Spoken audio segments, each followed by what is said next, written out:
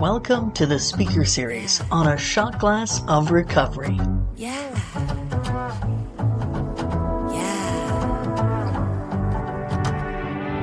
You get a house, you get a car, then you start thinking that's all you are, but you don't know the truth.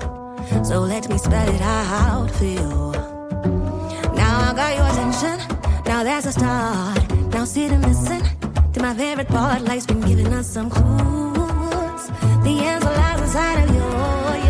Welcome to the speaker series on a shot glass of recovery. Hi, I'm your host, Lisa M. Thanks for joining me again. Just a quick reminder to subscribe, like, or follow if you like the show on any of your favorite listening platforms. If you like the speakers and other content on the podcast, please show us some love by leaving a review and consider making a PayPal contribution to help keep the show going at paypal.me/a shot glass of recovery. Every dollar makes a difference, and we thank you.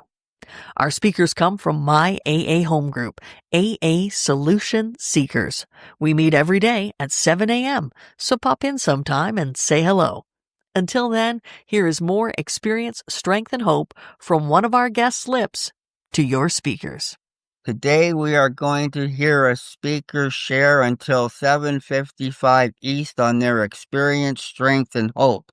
What they were like, what happened, and what they are like today as a result of the program of action found in the 12 Steps of Alcoholics Anonymous.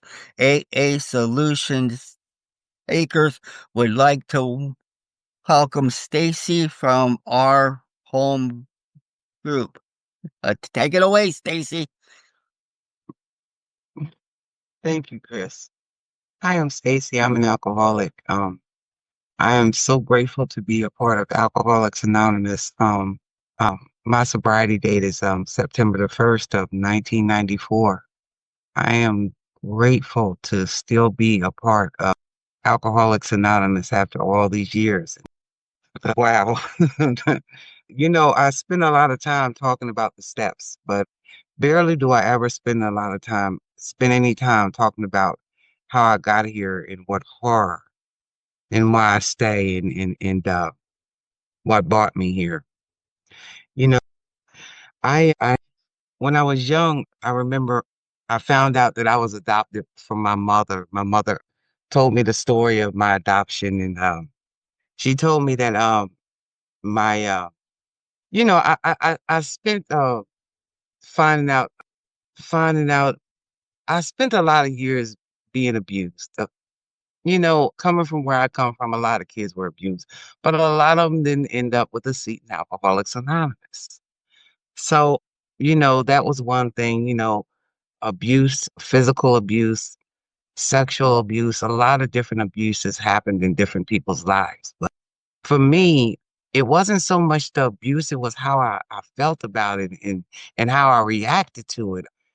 If you said the wrong thing to me at a different time, I would feel crushed. My life would feel crushed about it, and I couldn't handle it. I just could not handle it. Don't get me wrong, abuse is something that I was 7 years sober, and I was sitting across from a girl, and I was listening to her tell her inventory, and I was hearing her talk about some stuff that she went through in her life. And I was like, wow, she was talking about some of the abuse she went through. And I said, you know what? I said, maybe this is why God had me go through the abuses that I went through, to tell her that maybe she can recover from this also. So it gave me purpose. It gave me purpose for once in my life. Moving on from that, my mother told me that my biological mother, she was my adopted mother. She told me my biological mother had threw me down 3 flights of steps when I was 3 months old. And so that's how I had gotten adopted. My mother had went to go pick up my brother from adoption because they wanted a boy, but they got me. What happened was that they went to go pick up my brother, but my brother had died on the operating table because my mother had beat him about the head so badly. He had died on the operating table. It sounds like after school special, doesn't it? I came to, you know, I held that in as a resentment for a long time. But then I came to the conclusion that my mother had must have been very, very sick. She must have been mentally sick, and she had never gotten help for that because she kept having children, and she was a terrible abuser. She kept having children, and it seemed to me like she would have stopped having children if she didn't like children, but she didn't. Moving on from that, I when my mother told me that I was about 10 years old, and I remember thinking, well, my mom must not want me anymore. Because about that time I was my father, he had passed away, and he had passed away from alcoholism, cirrhosis of the liver. And I remember me and my cousin was sitting at home and we had watched him basically throw his liver up on a chair, on a green chair. And he went into the hospital and he never came out. And, you know, he told my mother, of course, to take care of us. And my mother had lost her husband of 17 years. And rather than think about her or a cousin or anything like that, of course, I'm a kid. I think about me. What about me? And, I'm a kid. A kid's going to think that way. And so my mother, she lost everything in the home. She lost my cousin. My cousin was kind of like, he lived with us. He was like kind of like my brother. And so she lost all my toys and everything. And she moved into a speakeasy with my uncle. Now, in the speakeasy was a bunch of men, of course, a bunch of men living at a speakeasy. And so we moved into this speakeasy. And so, I had never been exposed to the world. I was kind of sheltered beforehand. But when we move into the speakeasy, I'm exposed to the world now. And I'm exposed to a bunch of men, and these men are propositioning me. I'm 7 years old, and I don't know how to handle this, and my mother's getting drunk. She's getting drunk to the point where she's falling down the stairs. But when you're drunk and you fall down the stairs, you're kind of boneless. And she falls down the stairs, but she doesn't hurt herself because, when you fall down the stairs and you're drunk, you don't hurt yourself. You just get up and you you go into the next room and get your next drink. And I don't know how to handle this. And so, moving on, my mother, she eventually finds a boyfriend, and we move into his house and into his into his into his apartment. And then, I could tell you here that my mother didn't take care of me, but it's not the truth. He was in an efficiency apartment. And you know what they did for me by this time? They're in an efficiency apartment. They get me the efficiency apartment next door. But Stacey done turned slick now, and I'm mad and I'm angry and I'm pissed off at her, you know what I'm saying? And so I start sneaking the boys into this efficiency apartment. I remember one day, it's Christmas Eve or the day after Christmas or something like that, and my boyfriend's shoes is sticking out from under the bed, and his feet is sticking out from under the shoes, and my mother's like, "Well, what is his jacket doing there?" I'm like, "Oh, well, he let me wear the jacket, the home, it was cold, so on and so forth. It's like pouring down snow, and he's like, well, what is this doing here? What is his shoes doing here? I'm like, well, he has some other shoes that he bought with him. I could think of a lie quick. You know? Mm. I remember one time my mother, she came up with a Bible and she said, she knew I was lying. She said, Stacey, she said, I need you to put your hand on this Bible and tell the truth. I said, and I was about to put my hand on that Bible. I tell y'all, I got the beating of my life that day because she knew I was lying. She was not going to let me put my hand on that Bible. And that's the kind of person I was. She always told me, she said, Stacey, she said, tell the truth. If you just tell the truth, you'll turn out to be a good person. And I just couldn't. I could not tell the truth to save my life. I don't know whether it was, I thought that you would think that somebody was going to put me to death if I told you the truth. I just couldn't do it. Anyway, moving along, I turned into a teen one day at 8 years old, though. I noticed they were doing something different than what I was doing. They were drinking whiskey. They were drinking Imperial whiskey. Now, Imperial whiskey seems to me like it tasted like what gasoline would taste like. I was like, ugh. But it made me feel different. It made me feel different. So I started drinking that Imperial whiskey and I combined it with some outside issues from downstairs the guy was selling. And I started feeling different. I noticed I started feeling different than most people felt. And, my friends wasn't doing the same thing, but I introduced them to that and I started running away from home. Well, as in running away from home, meaning I would run away from home, but I would walk under I would walk past home while I was running away from home, if that makes sense. One day, my mother and my aunt caught me out back as I was walking down the alleyway. And once again, I got the beating of my life because they were like, you're not going to do what you want to do as long as you're a child. I think I was about 15 years old. And one day, challenged her boyfriend to a fight. He was like about 6'5", and I was about 5 feet. And he had smacked me because I had said something smart to him, and he had smacked me. And my mother was at work. She came home, and I was out front with me and my little posse, and they had gassed me up to say something smart to him, and so I'm out front threatening him with a whole posse. But my posse didn't tell me that my mother had crossed the street from the bus and was coming across the street. So my mother came across the street and she swung, I think, from New Jersey, and we were staying in Chester, Pennsylvania.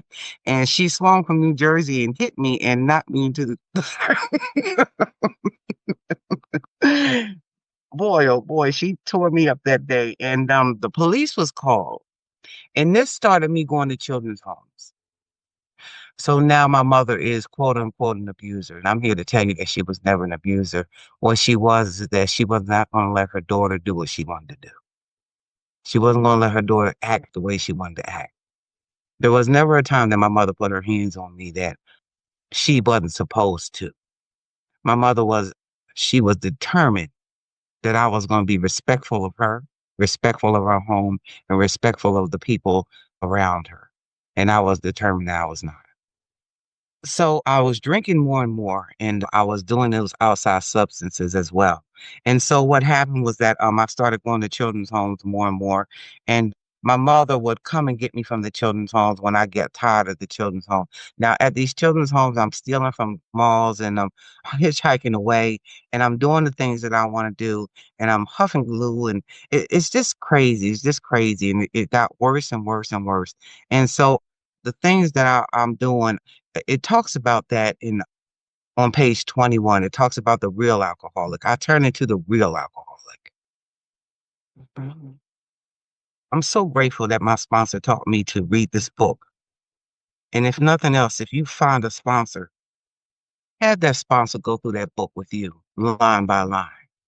Because I never thought that I could find myself in this book beforehand, but I found myself on page 21. It talks about, but what about the real alcoholic? It says he may start off as a moderate drinker. And that's what I found out, that I started off as a moderate drinker. Just a person who liked to party a little bit. But then it said, but at some stage of his drinking career, he begins to lose all control of his liquor consumption. And that's what happened to me. My liquor consumption, or whatever consumption you're doing. It says, here's the fellow that's been puzzling you, especially in his lack of control. But you know who I was really puzzling was puzzling me in my lack of control. Because I thought that I could get it together. I thought eventually that I could get control of this thing and that eventually my life would turn around and that eventually if I wanted to stop, I could stop. No problem. No problem. What's your problem? Because I can stop when I want to.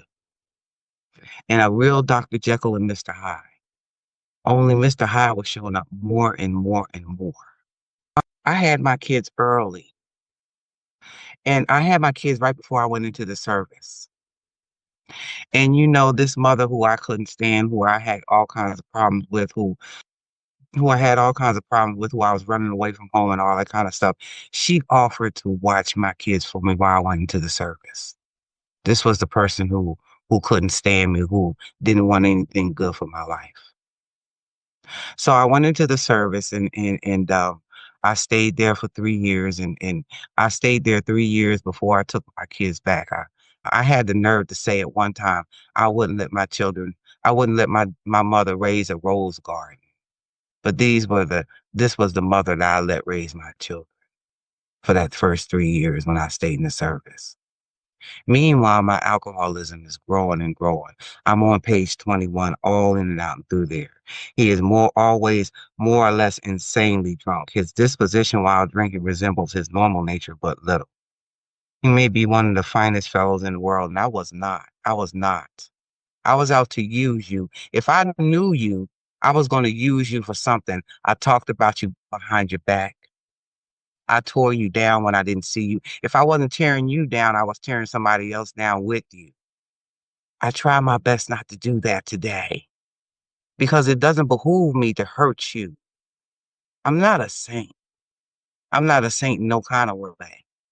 I don't talk about other people behind their back because I've already done that. I've already been that. And if it ever behooved me to do that back out there when I was out there talking about you while talking to her, then I'd have kept up with that life. I'd have kept up with that life.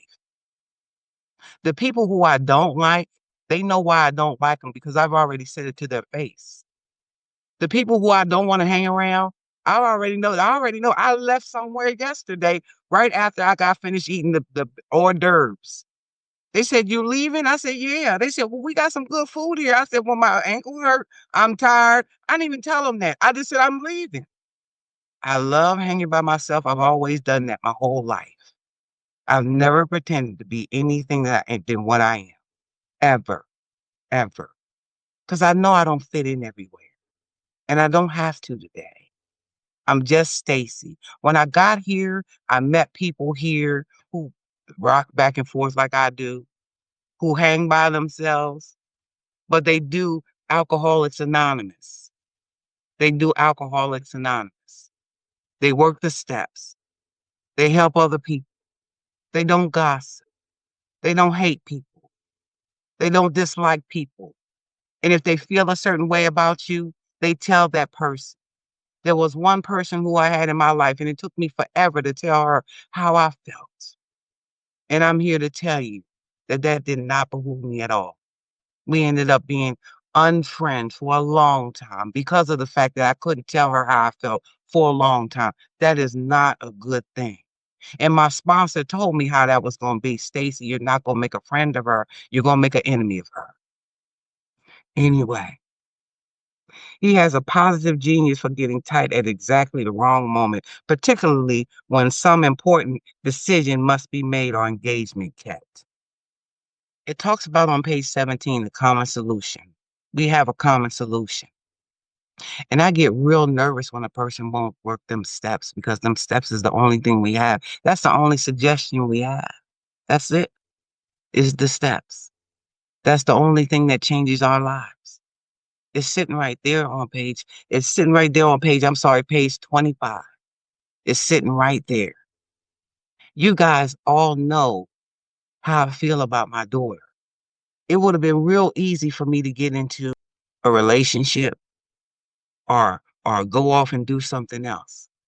But I felt as though that I had neglected two human beings who didn't need to be neglected when I came into Alcoholics Anonymous. They didn't deserve that. And I'll tell you the truth of what happened was that, see, what happened was that I had suffered incest when I came in here. Come full circle. My daughter did too. The person who was supposed to protect her the most let her down. Now, the first thing I wanted to do was I wanted to take a gun and I wanted to go somewhere and I wanted to start shooting up the place. Why? Because you done mess with my pride. You done mess with my pride. You know how it did to me. You know what happened to me. How could you do that? How could you do that? But see, that's all about me. That's not about her. That would have put me in jail, left her out here for the wolves to get. So I said, no. I said, well, listen, I said, you got to make your amends how you make your amends. I got to make my amends how I make my amends. So I said, I got to go. I hung that phone up and I went to my daughter and I got on my knees and I said, listen, hon. I said, it's directly because of the fact that I wasn't there that you were able to be touched. I said, I am sorry. I said, I completely and profusely apologize. What can I do? What else can I do to make it right? And she spent years in therapy, years in the hospital, years, telling me exactly what I could do to make it right, including kiss her butt. Including kiss her butt. We went through hospital after hospital, doctor after doctor. And every time they asked me why she was acting like she was acting, why she felt toward me, why she felt toward this, why she felt toward that, I said, she is a victim of this, she is a victim of that, and she's a victim of me. Now, at one time I was bringing her all kinds of McDonald's and Burger Kings and stuffed animals and all kinds of stuff. And then eventually the doctor put his foot down. He said, nope, stop. You are not allowed to bring all this stuff to this hospital anymore. You're not allowed to bring video games, all this, that, and the other. You are not allowed to do that anymore. He said, let us get her better. So I had to stop that. But at least they allowed me to continue to visit her. At least they allowed me to stay with her. At least they allowed me to stay there through her healing. And eventually what happened is that one day my daughter got with this counselor because she had laid in the house for 7 years straight. And eventually what happened was that she got up one day and she said, she got with this counselor and eventually one day she said, Mom, she said, I want to, she said, Mom, I want to graduate school. I want to graduate high school. I said, honey, you can do it. And she graduated high school. And then eventually she said, Mom, I want to become a college. I want to go to college. I said, you can do it. And eventually she went to college and she graduated college. And then eventually she said, Mom, I want to get a driver's license. I said, you can do it. And eventually she got a driver's license and she got a car and she went on to a bachelor's degree and she was on her way to a master's degree. But you know the story of my daughter. And but I have another daughter too. And there's a story with her too. She ended up losing her son. She came back from Chicago from a pretty horrendous, I don't know how the relationship went. Only thing I know is she came back from Chicago. And I don't know if I talk much about my alcoholism here, guys. But alcoholism brings about life, and life is pretty lifey. And I'll tell you where it talks about that at. Because if we don't work these steps, I get really, really nervous when a person don't work these steps. Because when we work these steps, it says here on page 14, it says, my friend had emphasized the absolute necessity of demonstrating these principles in all my affairs. Particularly was it imperative to work with others as he had worked with me. Faith without works was dead, he said, and how powerfully true for the alcoholic. For if an alcoholic failed to perfect and enlarge his spiritual life through work and self-sacrifice for others, he could not survive the certain trials and low spots ahead. If he did not work, he would surely drink again. And if he drank, he would surely die. Then faith would be dead indeed. With us, it's just like that. And I wonder why my sponsor dragged me through those steps. I couldn't stand her ass, and I swore she couldn't stand me. But come to find out, she loved me from the depths of her heart because she dragged me through this so that I could be dragged through that. Because I swear, I'm here to tell you, by the grace of God, I'll be dead today. I should be drinking my head off. My daughter, my daughter, who I lived for from the bottom of my heart, ended up with breast cancer, and she has a mechanical heart. I should be drinking my head off. My other daughter, somebody said to me, my youngest daughter has terrible depression, and I know she does, and she sees a therapist. I don't know if it's helping or it's hurting. I've always been somebody who's helped people, who's nurtured people. And my friend told me to be real. And sometimes I could barely get out of bed because I don't know how to help them. I just want to save them. I just want to save them. And I know I can't. I can't save them. I can't save my family. But that's kind of like what I came here to do, but I have to lead them up to God. And I have to stay sober every morning. I have to get up and I have to say, God, I don't want to lose Aisha. And I want to help Lakeisha. But I can't save them, so I have to turn them over to you. So who can I help? And I tell you, sometimes I don't want to open my eyes. But I'm here to tell you that if you don't do 14 and 15, if you don't work them steps, then you don't have a chance. You don't even have a chance to help them. And you don't have a chance to help you, and you don't have the chance to help anybody else. I know that if you hang on in Alcoholics Anonymous, it'll get better. I meditate every morning. Every morning. God has a chance to change this, or he has a chance to keep it the same. I have a chance to have gratitude in the middle of this. This is a teaching, learning process. The steps keep me sane and sober. This hasn't been going on for months. This has been going on for years. And I'm grateful to be a part of Alcoholics Anonymous. Grateful to be sane and sober today. Grateful for the grace of God. Grateful for the people in Alcoholics Anonymous. I've always been one to take care of others. So it's been pretty hard because I haven't been able to take care of others so much. And you're right, I'm not a saint. Because I can't.